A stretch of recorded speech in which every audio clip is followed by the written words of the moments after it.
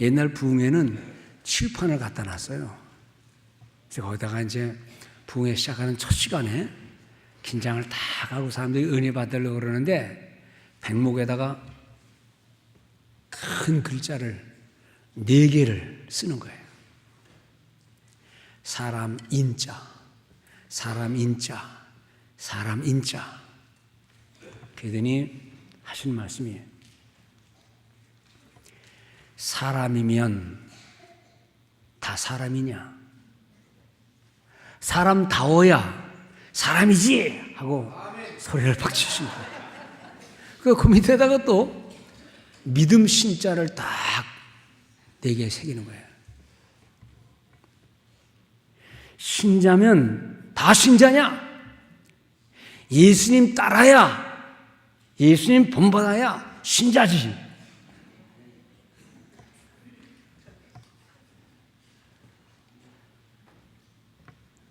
아니 신자면 됐지 뭘 또 무슨 말이 필요했어요? 사람이면 됐지 무슨 사람 속에 무슨 격이 있어야 되고 뭐 품위가 있어야 되고 사람이면 됐지요. 오늘 찬양대원들 찬양하면 됐지 뭐 힘차게 능력 있게 은혜롭게 그거 뭐 필요해요?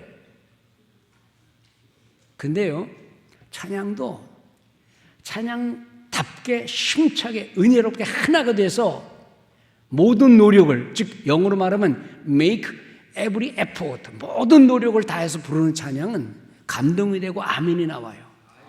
그냥 자리에 앉아서 에이 오늘도 한번 떼어 먹자 그러면 아무도 그런 사람 없겠지만 잠언에 보면 말이죠 참 재미있는 말씀이 있어요. 경우에 합당한 말은 은쟁반에 아로새긴 은쟁반에 금사관이라. 아니 말하면 됐지. 근데 말도 경우에 합당한 말이 있고 앞뒤가 안 맞는 말이 있고 남을 속상하게 하는 말이 있고 남을 치어풀하게 아주 기분 좋게 하는 말이 있어요. 그래서 경우에 합당한 말은 아로새긴 은쟁반에 금사과 같다. 여러분들 밥 먹을 때 그냥 사과 먹으면 됐지. 종이 쪼개 갖고 오든 그릇에 갖고 오든 찍어서 갖고 오든 뭐 관계 있어요. 사가면 됐지. 그런 사람 없어요. 그래도 우리가 맛있는 그릇에 뭘 담아오려고 그래요. 말을 해도 그 말 한마디가 사람의 귀를 솔깃하게 만들고 기분 좋게 만들고 감사하게 만들고 인생을 고마워하는 말이 있는가 하면 날카로운 비서가 되어서 남의 마음을 찢어놓고 낙심하게 하는 말이 있다 이 말입니다. 물로 따지자면 여기 물이 있는데 이게 이 물 여러분 색깔을 못 보시죠? 전 색깔을 보세요. 이 물이 벌써 뭘 끓인 물이에요. 그리고 제가 꿀을 좋아하니까 꿀 한 숟갈 넣은 그 모습이에요. 목사님 아무 물이나 드세요. 그냥 맨물 드시든지 물이면 됐지 무슨 여기다가 뭘 넣으라 그럽니까? 근데 우리 전사님들이 피곤할까 봐 힘들까 봐 맹물을 주지 않고 여기다 이것도 따뜻하게 여기다 뭘 집어넣어요. 이런 드링크를 가리켜서 enriched 드링크라고 그래요. enrich라는 말은 뭔가가 첨가된 비타민C도 첨가되고 꿀도 첨가되고 뭘 하면 맹물이 아닌 뭔가 유익한 거예요. 음식을 먹을 때도 여러분들 그냥 아무거나 먹는 게 아니라 뭐하고 뭐를 합해서 끓이면 상승 효과가 나오는 게 있죠. 그래야 안 그래요?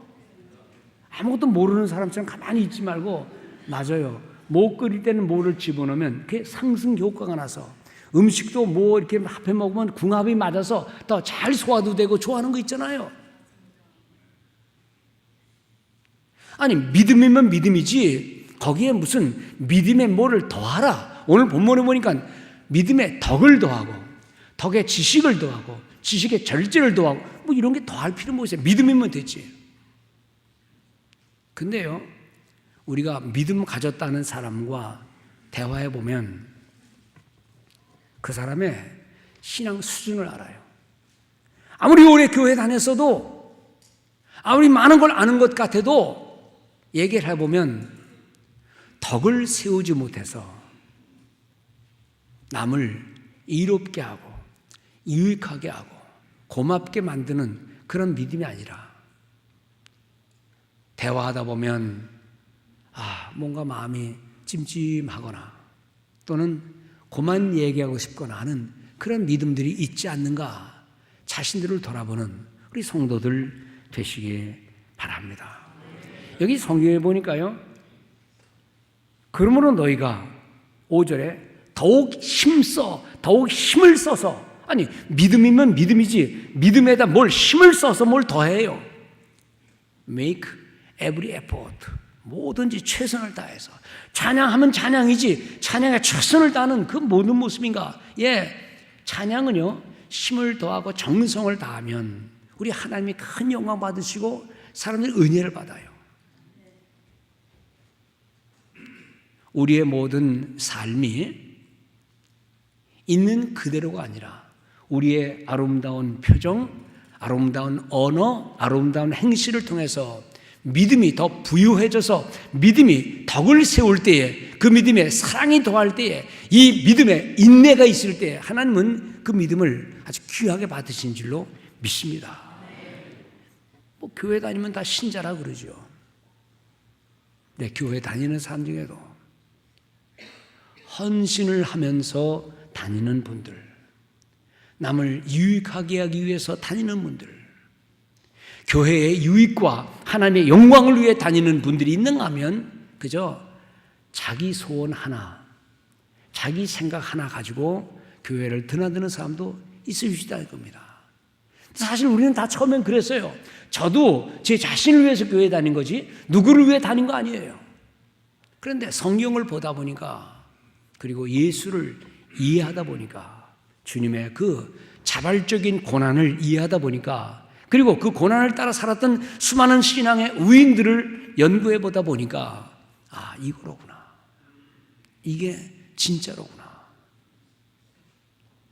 오늘 이 아침에 오신 우리 모든 성도님들, 믿음은 다 믿음인 것 같지만 믿음에 힘을 써서 이 믿음에 덕을 더하여 사람들에게 유익을 주고 교회에 유익을 주고 이 사회에 이바지하면서 하나님께 영광을 돌리는 그 넉넉한 큰 믿음 다 소유하시기를 주의 이름으로 축원을 드립니다.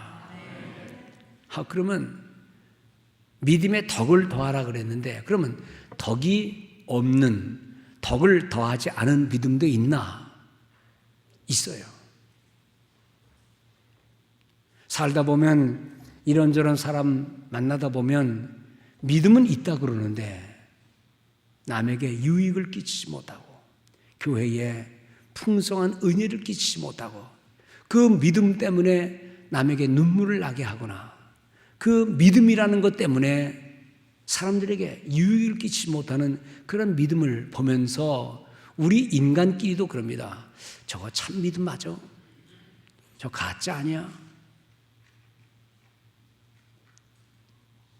모자라는 믿음 아닌 넉넉한 믿음, enriched food, enriched drink라는 것처럼 우리 믿음 속에 하나님의 은혜가 많이 가미되고 이 믿음 가지고 내 자녀들, 내 이웃들, 우리 가족들 그리고 많은 사람들에게 유익을 끼치는 그런 믿음의 사람이 된다면 교회가 왜 손가락질 받겠어요? 왜 사람들이 예수 믿는 사람들을 그저 그렇게 취급하겠어요? 하나님의 사랑, 십자가의 은혜, 처음엔 다 우리가 똑같았지만 그 은혜와 사랑을 깨닫게 되면 우리의 삶에 풍성한 열매가 많이 맺을 줄로 믿습니다. 누가복음 9장에 보면 예수님께서 제자들과 함께 이제 그의 예루살렘을 향한 고난의 길을 자초하기 위해 가려고 그러는데 가는 길에 사마리아라는 지역이 있어요. 그래서 사마리아를 통과해야 되는데 사마리아 사람들이 딱 길을 막고 못 가게 하는 거예요. 왜냐 그러면 예수와 그 제자 쫄개들이 유대인들이거든. 자기네들을 무시하는 남쪽 유다 사람들이거든. 그러니까 사마리아를 못 가게 만드는 거예요. 그때에 제자들 중에 야고보와 요한이 이렇게 말합니다. 주님, 우리 길을 가로막는 저놈들, 하늘에서 불이 내려와서 저놈들을 싹 불살라 죽게 만들까요? 여러분들 대단한 믿음 아닙니까? 아니, 하늘에서 불덩어리가 내려와서 자기네 길을 가로막는 저 사마리아 놈들을 다 불살라 죽여버립시다. 그걸 믿음이라 그래야 되나? 자기 충만이라고 그래야 되나? 만일, 교만한 말 같지만 만일 제가 하나님이라면 그 기도를 들으실까? 자기 소원 안 이루어진다고 상대를 힐난하고 부정하고 그리고 죽게 만드는 그런 모습을 하나님은 원하실까? 사실 사마리아 사람들이 길 못 간다라고 길을 막아서는 이유가 있었어요. 그 이유는 구약 성경에 보면 다윗 임금의 아들 솔로몬이 죽은 후에 나라가 두 동강이 납니다. 우리 남북 갈려진 것처럼 북쪽 이스라엘과 남쪽 유대가 나눠지게 돼요. 그보다 더 중요한 사건은 바벨론이 침공해서 유대 이 이스라엘 나라를 점령했는데 하도 유대인들이 저항이 심하니까 아예 씨를 말려버리려고 유대인들을 아예 이주시킵니다. 그래서 저 북쪽 사마리아 지방에 있는 이스라엘 사람들을 대거 잡아서 이방 나라로 가게 하고 이방 사람들을 거기로 다시 이주시켜요. 그럼 피가 섞이잖아요. 그럼 민족 정신이 없잖아요. 그래서 북쪽 이스라엘 사마리아 지방에는 그런 사람들이 많았어요. 그러니까 자연히 남쪽 예루살렘을 중심으로 살아가는 아주 순수 혈통이라고 자랑하는 유대 예루살렘 중심의 사람들은 저 북쪽 이스라엘을 시기하고 나쁘게 본 거예요. 그래서 우리는 사복음서를 보면 사마리아 여자 또는 북쪽 이스라엘 사람들이 남쪽 유대 사람들과 반목을 일으키는 장면들을 가끔 봅니다. 수가서행의 여인도 그랬고 이런 여러 가지 사건을 통해서 남쪽 유대 사람들과 북쪽 이스라엘 사람들이 서로 반목하니까 나중에 북쪽 이스라엘 사람들은 아이쿠 뭐로 거기까지 멀리 가냐, 우리를 싫어하는 저 유대인들에 가지 말고 우리도 성전을 세우자. 그래서 북쪽에 있는 사마리아 땅에다가 성전을 세웁니다. 그리고 여기가 우리의 예루살렘이다 라고 생각하는 거예요. 오지 못하게 했던 유대인들이 볼 때는 더 미운 거예요, 그게. 그래서 항상 남북이 서로 대화를 안 하는 그런 상황이었어요. 그러니까 예수님이 제자들이 특별히 잘못한 것도 없지만 유대인들이 여기를 지나가니 남쪽 사람들이 내려오니까 못 가게 막은 거예요. 사실 그 내용을 읽어보면 슬픈 사연입니다. 제자들이 그걸 깊이 알았더라면 자기들을 못 가게 만드는 나쁜 저 사마리아 사람들이 왜 그랬는지를 알게 되면 그렇게 불덩어리 내려와서 죽여버리자 그런 기도를 안 할 거예요. 모르니까 그런 거예요. 주님께서 이렇게 말씀하십니다. 뒤돌아서서 그렇게 말하는 야고보와 요한 제자들을 심히 꾸짖고 rebuke them 아주 야단을 치시고 그리고 주님은 제자들 데리고 다시 다른 길로 가셔서 예루살렘으로 가신 거예요. 알고 보면 그것도 이해될 만한 상황이잖아요. 그런데 제자들은 자기들 길 가로막는다고 죽여버리기를 원했는데 그게 진정한 믿음일까? 여러분들, 믿음이 없는 믿음이 없는 덕스러운 삶은 사실 그것은 껍데기예요. 아무리 우리가 착한 일을 하고 남에게 비유를 맞추고 남에게 행복을 준다 그럴지라도 믿음 없으면 그것은 일순간의 것이지 진정한 믿음이 없는 행위는 하나님이 받으시질 않았어요. 반대로 믿음이 있다 그러지만 덕이 없는 삶은 남에게 영향을 주지 못해요. 그래서 베드로는 믿음과 덕을 덕에 지식을, 지식에 절제를, 절제에 인내를, 그래서 나중에는 사랑까지 나가면서 믿음이라는 것이 이렇게 이것저것 합해지면 아주 훌륭한 믿음이 될 것이다 라고 우리에게 교훈하는 거예요. 사실 이 말을 하는 베드로는 이 말을 할 자격이 처음에는 없었어요. 왜냐하면 그도 그런 사람이니까. 예수님을 위한답시고 주여 절대로 죽지 못합니다. 누가 주님을 죽입니까? 그렇게 말했다가 주님이 잡히는 순간에 도망가 버렸잖아요. 그러니 이런 말할 자격이 없어요. 그러나 부활하신 후에 주님이 나타나셔서 그들에게 하시는 모든 말씀을 듣고 그는 돌이켰어요. 베드로처럼 우리도 처음부터 이것을 이해할 만한 사람은 아무도 없어요. 말씀을 듣다 보니, 기도 생활을 하다 보니, 이런저런 경험을 하다 보니 믿음은 믿음으로만 끝나는 게 아니라 믿음에는 덕이 있어야 되고, 덕에는 지식이 있어야 되고, 지식은 절제가 있어야 되고, 그러다가 이 믿음에는 사랑이 공급되어야 참 믿음이로구나 하는 기본적인 아름다운 모습을 갖게 되는 줄로 믿습니다. 제가 성경을 많이 읽고 좋아하는 성경이 많지만 그중에 특별히 좋아하는 거 있어요. 제 명함에도 새기고 다닙니다. 제 명함 맨 밑에 그 성경 글자로 꼭 써요. 그것은 베드로전서 2장 9절에 베드로가 고백하는 겁니다. 오직 너희는 택하신 족속이요 왕같은 제사장이요 거룩한 나라요 그의 소유된 백성이니 이는 너희를 어두운 데서 불러내어 그의 기이한 빛에 들어가게 하신 그분의 아름다운 덕을 선전하게 하려 함이라. 저는 그 말을 보면서 처음에는 그런 사람 아니었지요. 여러분들도 처음 예수 믿을 때는 그런 거 아니었지요. 그냥 내가 복받기 위해, 구원받기 위해 교회 나오는 거예요. 근데 알다 보니 주님이 우리를 택하신 족속, 왕같은 제사장, 거룩한 나라, 그의 소유된 백성이라는 이 말을 주신 이유는 우리가 지난날 어두운 데 살았을 때, 아무것도 몰랐을 때에 우리를 끄집어내요. 그분의 기이한 빛에 들어가 계신 그분의 아름다운 덕, 예수 그리스도의 사랑과 그 덕을 선전하게 하기 위해서 우리를 세우신 것이다. 그게요, 지금 가슴 벅차는 은혜예요.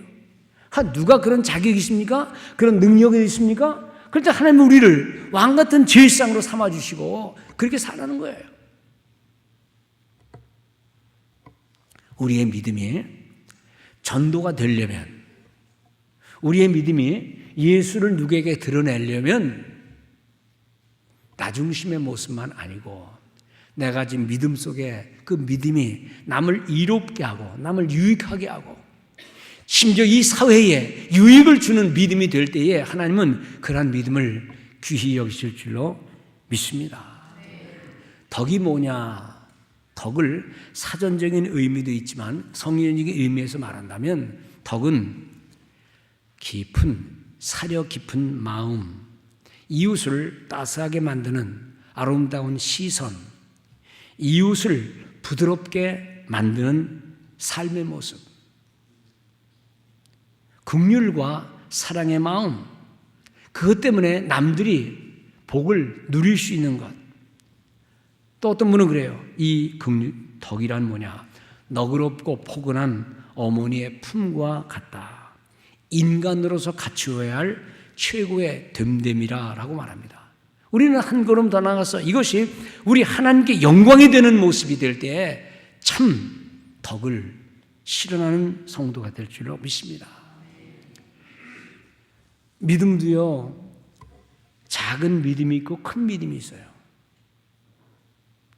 처음부터 큰 믿음은 없어요. 그런데 성경을 많이 읽고 말씀을 깨닫고 살다 보면 마치 처녀가 시집 가기 전에는 자기 좋아하는 옷만 입고 자기가 먹고 싶은 것만 먹고, 그러다가 이제 결혼해서 남편, 자식 생기면 자기 치장 안 하고 애기 치장 시켜주고, 자기 먹고 싶은 대로 안 먹고 식구들 먹고 싶은 대로 온 손님들 위주로 음식을 만드는 그런 모습처럼 신앙이 성숙되면 내가 은혜 받는 것도 좋지만 나 때문에 다른 사람이 더 많은 은혜 받았으면 좋겠다 하는 믿음 갖고, 어떤 사람들은 그래서 자기만을 위해 기도하지만 어떤 사람들은 멀리 선교지까지 생각하고 그분들 알지도 못하는 사람들을 위해서 뭔가를 해야 되겠다는 그 넓은 마음을 갖고 하나님 앞에 헌신하는 모습 우리는 봅니다.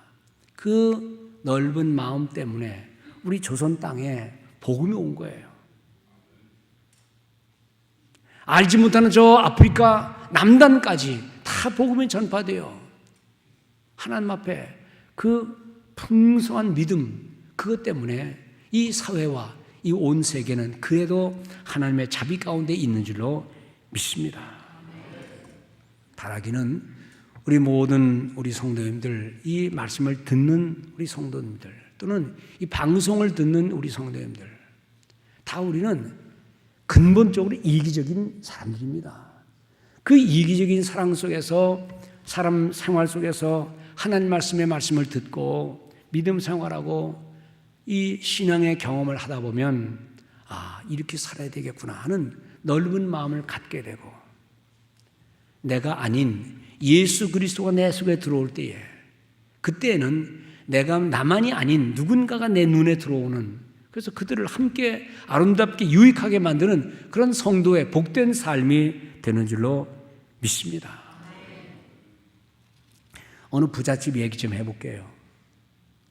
그 부잣집은 보통 부잣집이 아닙니다.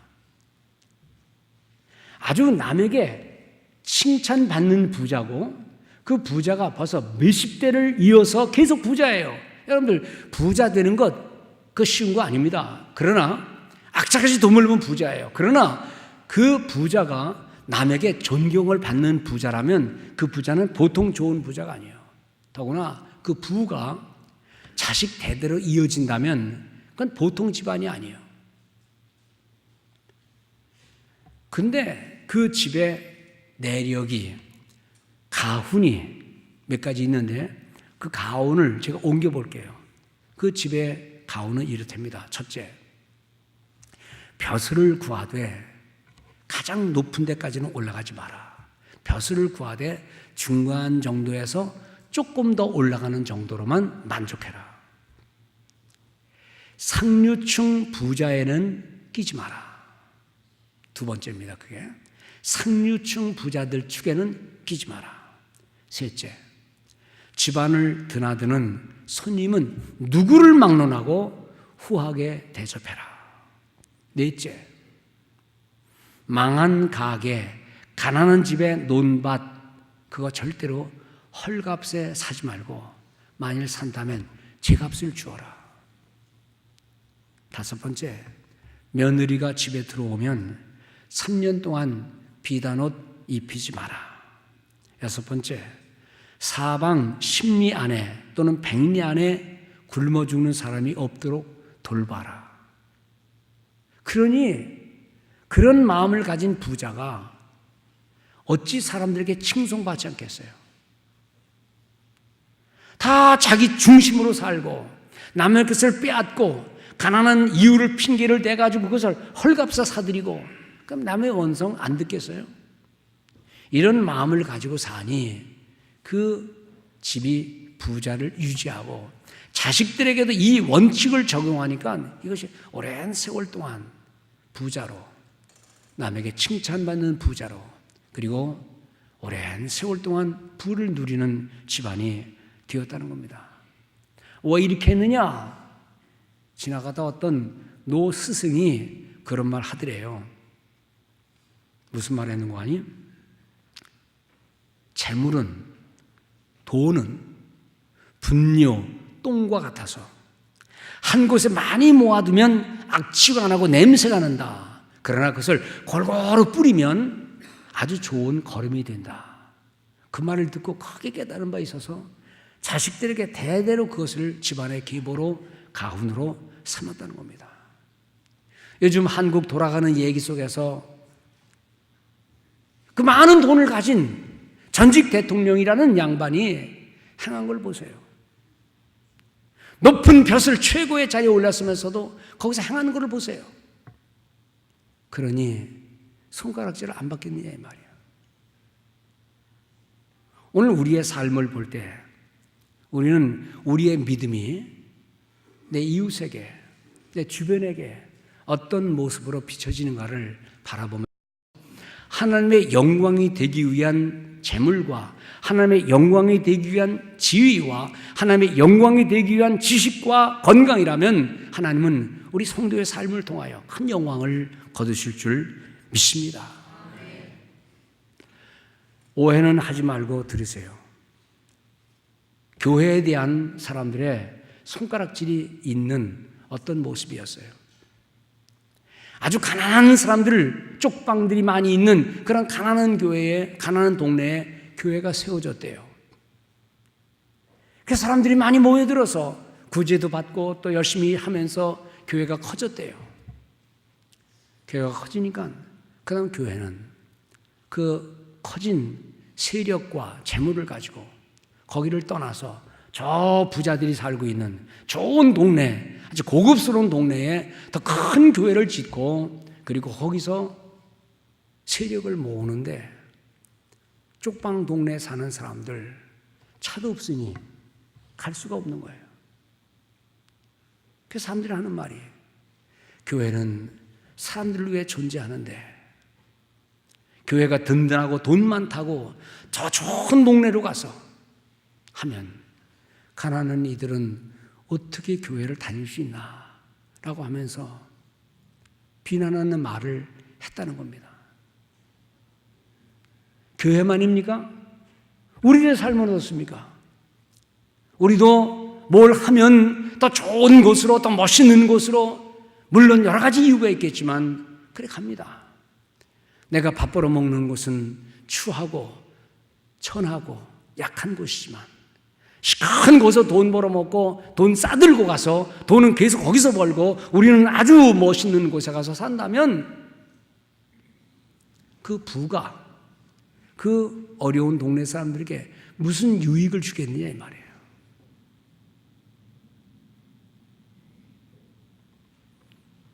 (90년대에) LA에 흑인 폭동이라는 게 있었죠. 기억하시는 분들 계실 거예요. 그때의 그 분노한 차별당한다는 마음을 가진 가난한 사람들이 들고 일어나서 그냥 좋은 동네를 휩쓸어 버렸습니다. 근데 마침 그것이 한국 사람들이 사는 곳도 포함이 되어 있어요.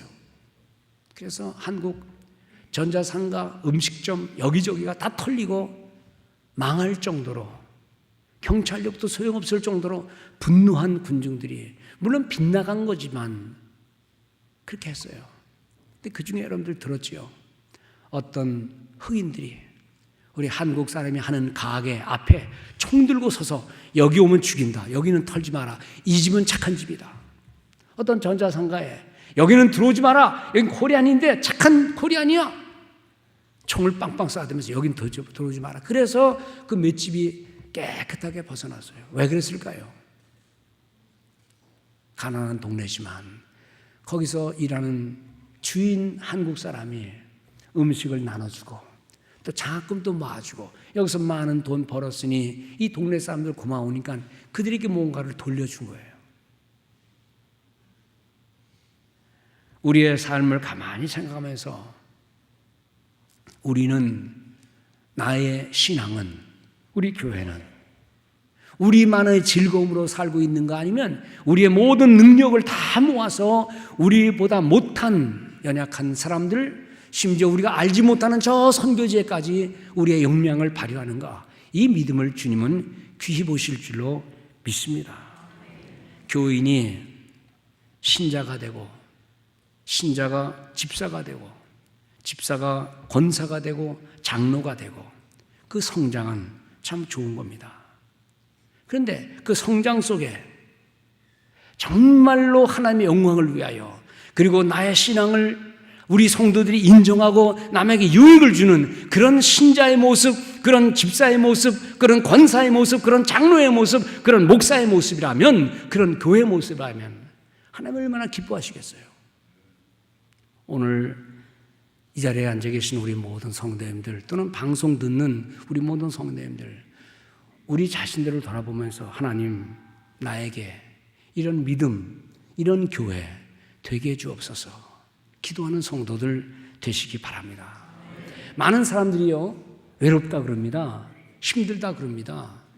그리고 세상을 원망합니다. 그리고 어떤 사람들은 교회에 다니면서도 고독을 느끼면서 그 고독을 참지 못해 스스로 목숨을 끊는 일들도 우리는 가끔 신문에서 봅니다. 옛말에 이런 말이 있습니다. 덕 불고 필유린. 덕 불고. 덕을 행하는 사람은 고독하지 않고 반드시 이웃이 있게 마련이다. 사실 남에게 베풀고 남을 사랑하고 인정을 베푸는 사람이 외로울 리가 없지요. 이웃이 있죠. 꼭 맞는 말은 아니지만 그렇다고 틀린 말은 아니에요. 남과 유익한 대화를 나누고 내가 내 고민을 남에게 털어놓고 남의 고민도 받아주고 서로 위로하는 삶을 살면 남몰라라 하는 모습은 아닐 것이고 외로워서 고독해서 죽지는 않을 거예요. 남에게 덕을 베풀고 스스로 자기 자신을 낮추면서 이웃을 만들어가는 그 아름다운 신앙, 그런 아름다운 교회의 모습을 통해서 하나님은 교회를 교회답게, 신자를 신자답게 하실 줄로 믿습니다. 성경 역대하 21장에 보면 어떤 임금 얘기가 나옵니다. 임금이 누군가니 여호람이라는 임금이에요. 21장 20절에 보면 여호람이 32세에 즉위하고 즉 왕이 되고 예루살렘에서 8년을 치리하다가 그 다음 나오는 말이 뭐냐면 아끼는 자 없이 세상을 떠났으며, 이거 오해하면 안 됩니다. 그가 누군가를 아끼고 아끼는 사람 없이 그냥 세상 떠났다가 아니라 정확히 말하면 그가 죽었을 때 아무도 그의 죽음을 애석해하지 않은 채 세상을 떠났다. 영어로는 no one's regret. 누구도 그의 죽음을 애석해하지 않았다. 슬퍼하지 않았다는 겁니다. 8년 동안 왕을 지내면서 아이고 저 임금이 돌아가셨냐고 울지 않고 사람들이 눈 하나 깜짝 안 하고, 그리고 그의 시체를 다윗성에 묻기는 묻었는데 왕들의 묘실에는 안 묻어버렸어요. 어떻게 했길래? 지금 돌아가는 임금들, 대통령들 모습 보면 도대체 그 많은 지위와 그 많은 돈을 가진 몇 조를 가졌다 그러는데 가난한 사람들에 대해서는 아무런 생각 안 하고 다 불절로 죽게 만들고 자기는 그 자리를 끝까지 지키고, 그게 무슨 대통령이야 그게. 그게 무슨 임금이에요. 적어도 정치가 아닌 요즘 말하는 대로 덕치를 했다라면 얼마나 좋았을까.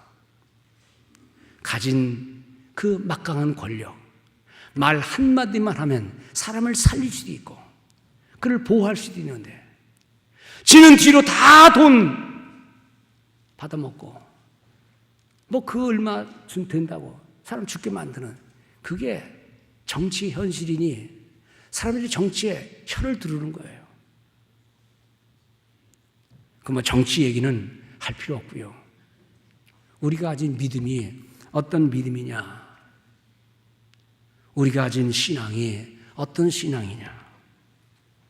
그래도 8년 동안 통치를 했더라면, 그래도 그 왕 임금이 죽었을 때 아쉬운 임금입니다 라고 애석해하는 마음을 가졌을 만도 한데 여호람 임금은 그러질 못했다는 거예요.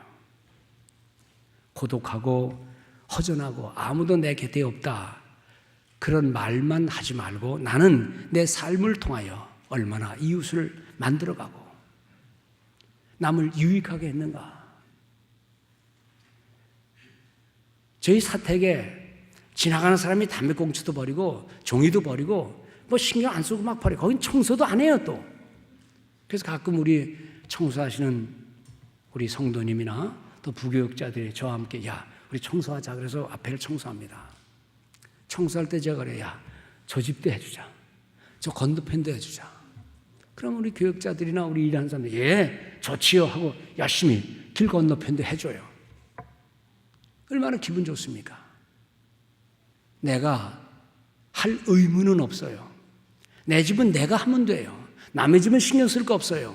그러나 이왕 일하는 김에 좀 같이 해주자. 그러면 그 집이 저거 예수 믿는 집인가? 저 목사 집인가? 하면서 생각을 달리할 거예요. 크고 작은 일들 속에서 우리의 신앙이 아무것도 아닌 것 같지만 남에게 덕을 베풀고 그것을 통해서 하나님에게 영광을 돌리고 그렇다면 나도 교회 다녀야 되겠다 하는 그런 믿음의 아름다운 모습을 여러분들의 삶에서 실천하는 우리 모든 성도들 되시기 바랍니다. 비판이 아닌 관용, 서로 이해해주고 수용하고 관용하는 그리스도의 미덕, 예수 그리스도의 사랑, 십자가의 은혜, 그거 생각하면 우리는 우리 속에서만 머물지 말고 내가 믿음을 가졌구나 그것만 만족하지 말고 사도 베드로가 make every effort, 최선을 다해라. 즉 믿음은 정체된 게 아니라 마치 눈덩이 굴리듯이 조그맣게 단단하게 뭉치면 이 단단하게 뭉치면 굴리면 굴릴수록 점점 더 크게 만들어져 가지고 눈사람 만들어주듯이 멋있는 거 만들어주듯이 우리의 믿음은 정체된 게 아니라 더 발전되어 나가고 신앙의 생활을 오래 하면 할수록 교회에 오래된 신자일수록 남에게 더 많은 덕을 끼치면서 하나님의 영광을 드러내는 그런 믿음 되기를 바랍니다. 바울이 고린도후서 10장에서 이런 말합니다. 모든 것이 가하나 모든 것이 유익한 것이 아니요. 모든 것이 가하나 모든 것이 덕을 세우는 게 아니다. 사실 그리스도인은 뭐든지 할 수 있어요. 누가 나를 방해합니까? 내가 할 수 있는 일, 이 자유세계에서 뭐든지 할 수 있어요. 그런데 모든 것이 가하지만 그러나 모든 게 유익한 게 아니고 모든 게 가하지만 모든 것이 덕을 세우는 게 아니니 그러므로 누구든지 자기의 유익을 구하지 말고 남의 유익을 구하라. 이것이 사도의 교훈입니다. 지난 주일 그리고 그 전주일 우리는 재직을 임명했어요. 장로님들도 계시고 권사님들도 계시고 일꾼들 계시고 우리 성도들도 재직의 직분자의 중직자의 의치는 바로 내가 하고 싶은 하는 게 아니라 내가 하고 싶은 행동하는 게 아니라 이것이 내 교회에 내 연약한 성도들에게 이것이 목회에 이것이 하나님의 나라 확장에 하나님의 영광에 도움되는가를 깊이 묵상하면서 이것이 진정 하나님에게 영광이 된다면 용감하게 말하지만 그러나 이것이 하나님의 영광과 거리가 멀고 남을 세우는 데에 거리가 멀다면 우리는 조심을 하면서 오직 하나님 내가 하는 모든 말과 행위를 받으시고 이것으로 많은 사람에게 유익을 주는 그러한 믿음 주옵소서. 믿음의 덕을 더하라 라고 말하는 사도 베드로의 교훈이 오늘 아침에 모인 우리 모든 성도들에게 임하는 축복이 있기를 주의 이름으로 축원을 드립니다.